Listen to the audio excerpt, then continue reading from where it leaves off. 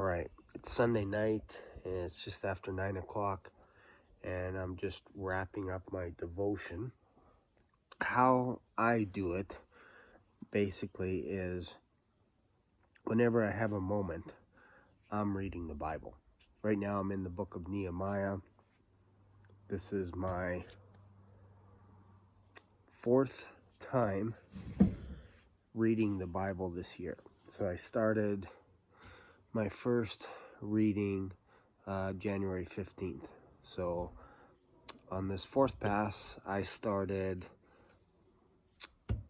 May 7th.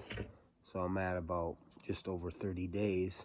And I have about 400 pages left, so about 20 some hours, 22 hours worth of reading. So I should be done the entire Bible by, let's just say, by next Sunday. So in a week, which means it took me basically 40 days to get through the entire Bible. A little bit slow, but I also read 5 other business books at the same time when I was traveling to Toronto with my wife. So I slowed down a little bit. Normally it takes me about a month. But I wanted to share a little bit from Nehemiah, just what was going on.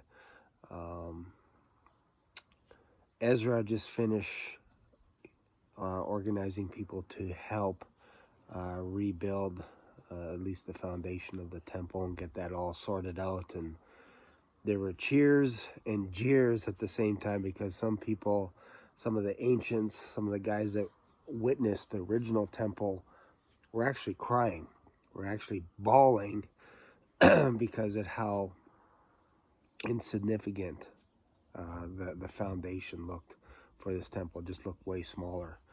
And then also the other people cheered because they were so excited that something is actually happening. And then in Nehemiah, we see that Nehemiah is spending time assembling people from Israel to help build the walls around Jerusalem and all the headaches that they had to deal with. And I guess originally Ezra and Nehemiah, these books were one at one time, but they actually got separated, I think just shortly before the King James Bible.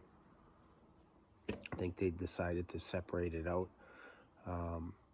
But we see in chapter 8 that Ezra gets on a pulpit. This is the first time we see something like this, on a wooden pulpit in front of the people.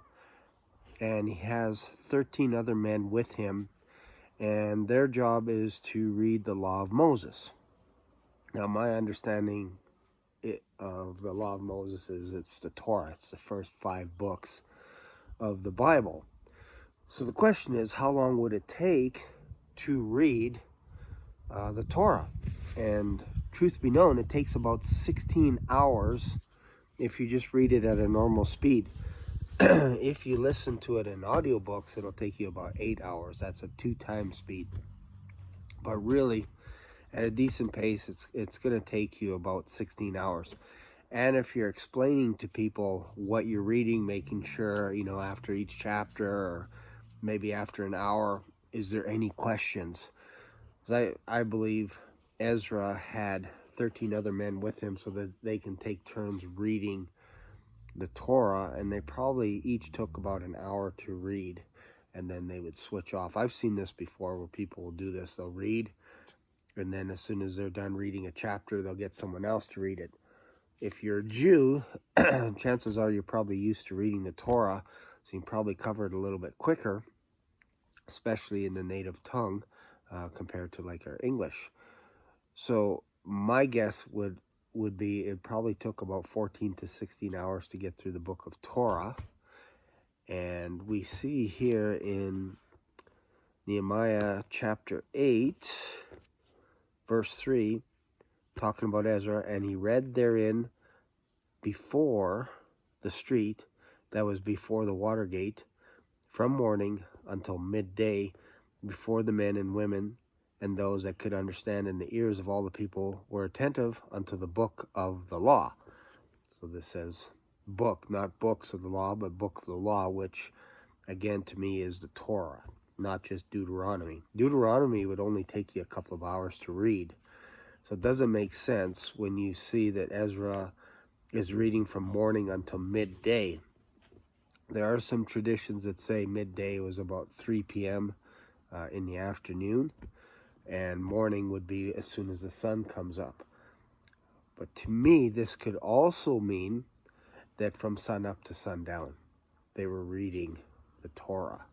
So as soon as the sun starts coming up in the morning, and I'd have to look at the time that this was happening, the season, all this kind of stuff to figure this out. But again, this is just an educated guess, if you will, that they're reading from the morning until midday. It kind of feels like they're reading from sun up to sundown, would be my gut feeling on this. And it really wouldn't take that long if you just focused on getting through the 5 books and you switch off. As soon as one guy's done, another guy starts, and you just do this all day long.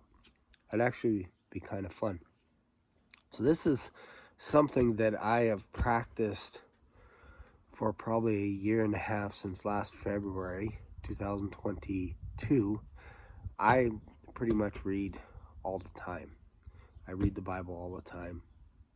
I used to read it for 2 hours in the morning, and then 2 hours like Monday to Friday, and then 2 hours on a Saturday, 2 hours on a Sunday. But now, because I'm getting used to it and I don't get sleepy anymore, I can actually pound through a lot of the Bible in a day.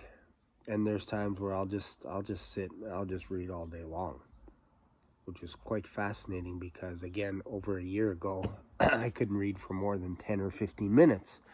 And once I switched over to the King James Version and got used to the language and got used to the names of the people, and it's not so brand new, if you will. And I honestly believe that's what tires people out, is if you haven't read the Bible for more than 10 minutes a day, it's going to be overwhelming with your mind. You're not going to be able to remember information, names, all this kind of stuff, and you're going to get fatigued.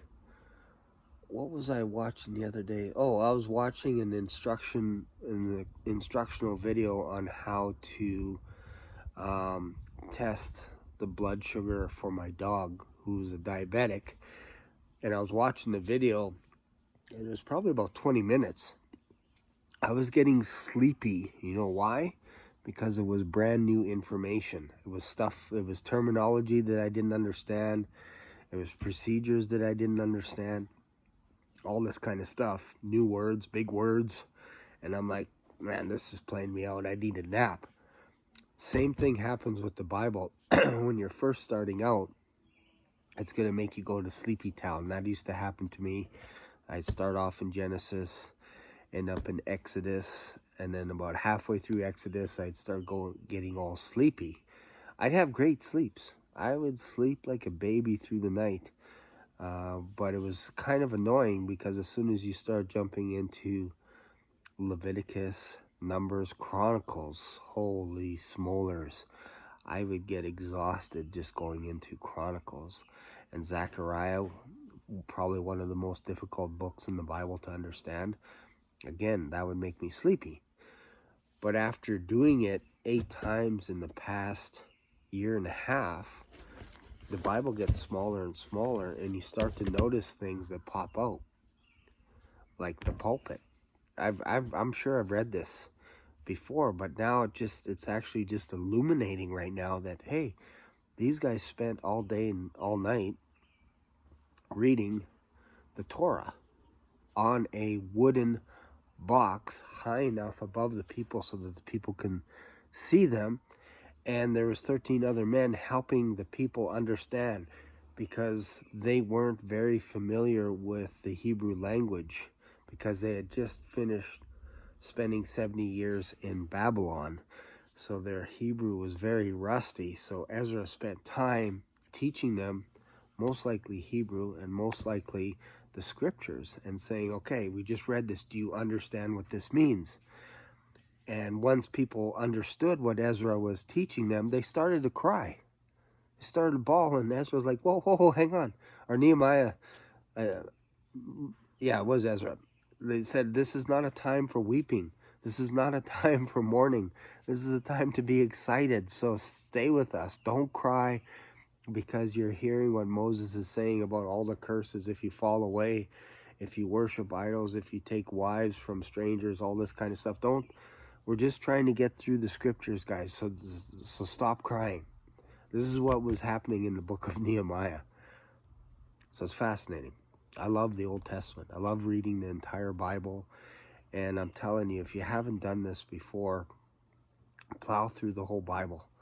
And like I said, I've got it to a point where I can get through the Bible comfortably in 40 days. Comfortably. I know I could do it in 30 if I don't read anything else. If I don't read the book of Acts 5 or 10 times. If I don't read the book of Romans 5 or 10 times in a month, I can get through the entire Bible probably less than 30 days. I've never done it just because I've been so busy doing a deep dive on reading. So I love it, and it's actually changing my life as well, for the better. My marriage, my walk with God, the people I hang out with, friends, family, all this kind of stuff. I find it a fascinating study that if you had told me this a year ago and said, if you can read the Bible every month, the entire Bible every month, it will change your life, I wouldn't have believed you. I would have just said, one, it's impossible, and two, I don't have time to read the Bible, and three, is it really going to change your life, especially reading the King James Bible with all the thous and these and thuses and all this stuff? Like, I wouldn't believe it. I wouldn't believe myself if future self went back in time to the past and said, Shane, you can do it. You can read the entire Bible in a month. I would have said, no, I don't believe you. But now that I've been doing it every single month, and again, some months it takes me about 50 days, but comfortably, you can knock off the Bible in 2 months. 2 months. It's basically an hour a day, and you're done the entire Bible in 2 months. I think that's a reasonable service to spend an hour a day reading the Bible. It's 20 pages an hour. That's about my pace. That'll get you through the entire Bible. And I don't have any commentary in my Bible. I just have scripture. You can see here. There's no commentary in it. And I find when I don't have commentary, I can read the Bible faster without any distractions. And when I read Bibles with a commentary, I end up reading the commentary. And it's like reading 2 Bibles at the same time, and it's very difficult. So yeah, so the sun is going down and I'm still reading. I'll probably read for another hour or so, and then I'll go to bed. My goal is to get I want to start diving into Isaiah. So once I'm done Nehemiah and Esther, I'm going to jump into Isaiah. So I skip over Job, Psalms, Proverbs, Song of Songs, and Ecclesiastes because I want to stick with what I've been reading, which is, I just finished Samuel, 1st, 2nd Samuel, 1st, 2nd Kings, which used to be considered 4 books, I believe. At one time, there was 4 books of Kings originally, but then they decided to divide it up into 2 books of Samuel and 2 books of Kings, and then you have the 2 books of Chronicles afterwards. So if you plow through all that stuff, you start getting used to the kings, and you get used to seeing prophets, minor prophets popping up like Isaiah, Jeremiah, Ezekiel, all this kind of stuff. And then when you jump into Isaiah and Jeremiah, Lamentations, Ezekiel, and that, then it kind of makes more sense because you're still in that flow of reading, like I said, everything about the kings and what happened with Israel, how they split into the northern and southern kingdoms and all this kind of stuff. So that's how I do it. Then I'll jump into the New Testament and finish off with Matthew, Mark, Luke, and John. Then I'll come back and I'll go into the poetry, if you will, the Job, Psalms, Proverbs, all that kind of stuff, and finish. Then I'm done my 4th reading this year of the entire Bible. That's how I do it. That's how I can get through it faster, as I break it up into sections. Read the Torah, and then the book of Joshua, and then I jump into the Pauline epistles. I'll start in Romans, go all the way to the end of Revelation, and then back. Maybe I'll make another video about that. But it's fun. It's fun, and my appetite has increased again to reading the Bible nonstop. During my work week, when I'm driving the truck, I'll also listen to the Bible audibly as well. And I don't interrupt my reading of a physical book, because that is very important to me, is to read a physical book. I have my highlighter, and I try to highlight at least one verse in every chapter, because I want to also have proof that I'm going through the entire Bible. And once this gets full, I'll probably go out and buy another Bible. I've already wore out 4 highlighters, 4 yellow highlighters in the last year and a half. So that's how much highlighting I've done. And I've never wore out a highlighter before in my life, not like this. Anyways, I know it's a long video, but hopefully you got something out of this. Hopefully this is of interest to you, knowing where I came from, where I couldn't really read more than 5 or 10 minutes a day, and now I just read till the sun goes down. Anyways, thanks for watching, and don't forget to check out my website as well. Subscribe to my email list. Every once in a while I send you some golden nuggets about the scripture. See ya.